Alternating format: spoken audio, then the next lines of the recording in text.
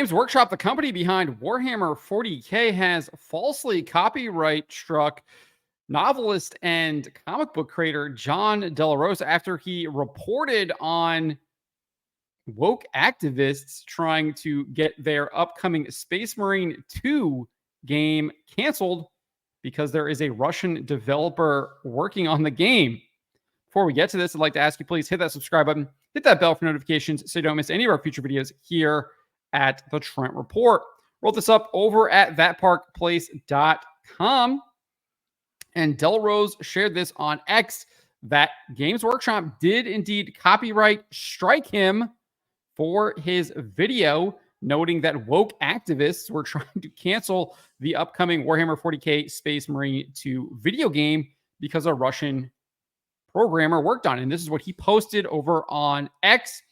And I would be remiss if I did not point out that Delrose is attempting to create an alternative Warhammer 40K universe with his Overmind and the Hidden Emperor graphic novels.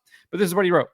Games Workshop copyright struck my video, which only showed reactions on X of people trying to cancel the Space Marine 2 video game because a Russian programmer worked on it. I also showed their Twitter post reacting to a leaked version of the game. I had no video or gameplay or anything. They're trying to remove critics, spread the word. And you can see in this, if you click on this, which I will have the link in the description below, it basically says this. We received a copyright removal request for your video based on applicable copyright law. We removed your video from YouTube. It then lists the title of the video, Woke Warhammer 40K Fans Canceling Space Marine 2 after full video game leaks, and reveals that it was Games Workshop Limited who requested the entire video be taken down. Furthermore, it reveals that Delrose was issued a copyright strike. It says this: you now have one copyright strike. If you get multiple copyright strikes, we'll have to terminate your channel to prevent that from happening. Please don't upload videos containing copyrighted content that you aren't allowed to use. While the message indicated the video has been removed, one can still watch the video. At least you could. When I was writing this article, so I don't know if they've changed that, you could still actually type in the link into your web browser and it would show the video. Obviously, nothing around it would populate, but you could actually watch the video and you can see that there is nothing from the leaked footage. He's literally talking about their response to that. And then he's talking about these woke activists who are in the reply of Focus Entertainment's answer to them, their game being leaked. And they're trying to you deserved it. It should be canceled because of this Russian developer working on the game. So this is a false copyright strike from Games Workshop. But what I find really interesting is the timing, because he published this video almost 2 months ago, and they're just now copyright striking him. And this comes just as Amazon has begun falsely copyright claiming Lord of the Rings, Rings of Power reaction videos that were critical of the show's trailers and videos. The season 2 trailers and videos. Gary Beekler, who owns the Nerdrotic YouTube channel, posted this over on X. Amazon Prime Video has started falsely copyright claiming transformative trailer reactions. How very Warner Brothers of you. This is something they didn't do last time around with Rings of Power.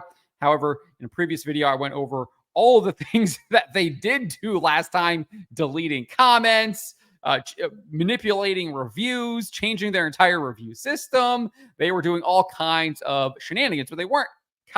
We didn't see copyright claiming as what we were seeing now. In fact, we did see this from my good friend Jonathan Watson of the One Ring YouTube channel. Confirmed they were indeed copyright claiming him. They copyright claimed his video, which I appeared on.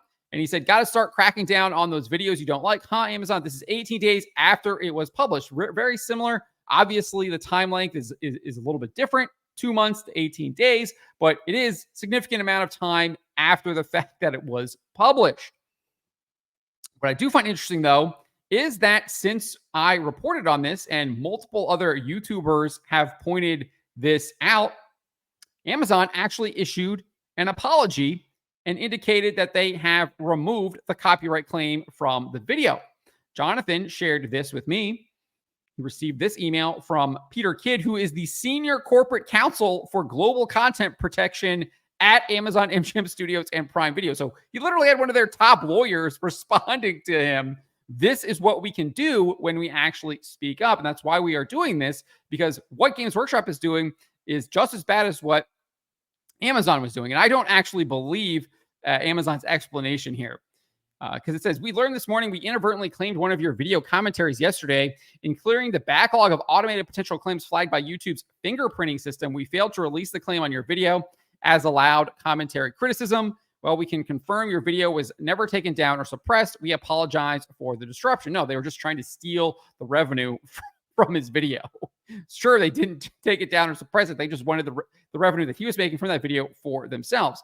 And as far as the automated YouTube stuff, on my stock car racing channel, which I have, I get hit almost immediately as soon as the actual copyright holder puts their video up. If I'm doing a transformative video talking about a specific incident in the race, that is almost automatically flagged. It is not 18 days later, specifically when we're talking about a trailer reaction. So that was already there. It should have happened instantaneously. The idea that it was somehow automated, don't buy that whatsoever. I think they had someone specifically going in and putting in that copyright claim. And if we weren't talking about this, they probably would not have sent this email to Jonathan. So I think these people are lying.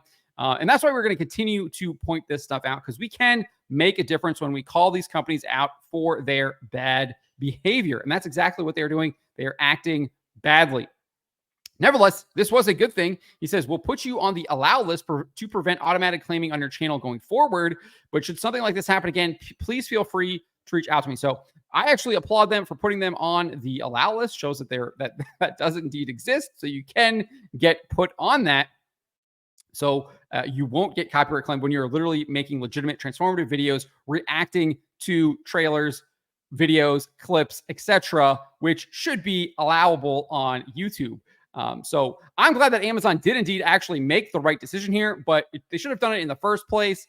We shouldn't have had to create a ruckus about this, but we are going to create a ruckus about this. And we're going to create a ruckus about this with Games Workshop, because they are clearly acting badly regarding this copyright strike, because it's not a copyright strike. If you actually watch the video, there's nothing from the footage in there. There's nothing from Space Marine 2. He literally is just talking about the response that Focus Entertainment, the publisher, issued regarding the leak of the game. He doesn't actually even have any footage from the trailer or anything. Doesn't have anything having to do with the actual gameplay footage in his video. And then he talks about, obviously, these woke activists trying to cancel the game, cancel this Russian developer for having worked on the game. So I'm hoping that Games Workshop will come to reason and make the same decision that Amazon did after we brought it to light. And I think what I find really interesting about this is the fact that these two companies are working together, and we're seeing this kind of happen in such close proximity to each other. I don't really believe in coincidences. It's possible it could be one, but I don't know. It just seems too convenient for this to happen back to back, having Amazon go after Lord of the Rings YouTubers for reacting, and now we're having Games Workshop, who is literally in a business relationship with Amazon to adapt a 40K, Warhammer 40K movie or TV show, copyright claiming one of their bigger critics on YouTube. But let me know what you guys make of this. What do you make of Games Workshop copyright striking John De La Rose's YouTube channel and putting it in jeopardy? Copyright strikes are no joke. They're very different from copyright claims, where a copyright claim is like, there's nothing really wrong with your channel. The organization or business just gets to basically get the revenue from your video rather than it going to the uploader. Whereas a copyright strike literally does indeed put your channel in jeopardy of being shut down and deleted by YouTube. So let me know what you guys make of this. Let me know in the comments below. Remember to always be charitable, especially to each other, but to always speak the truth.